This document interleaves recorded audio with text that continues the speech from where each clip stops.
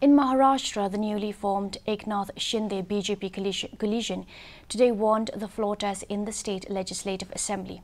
The coalition government received 164 votes, whereas the opposition Mahavikas Aghadi got 99 votes. The two MLAs of Samajwadi Party, Abu Asim Azmi and Rais Sheikh, and AIMIM MLA Shaq Farooq Anwar abstained from voting, while the other MLA of the Asanuddin OIC-led party remained absent.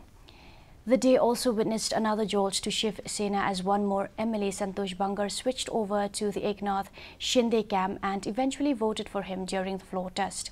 Now there are 40 Shiv Sena MLAs who are supporting Eknath Shinde. Congratulating Mr. Shinde, Devendra Fadnavis assured him of his complete support in running the government. And now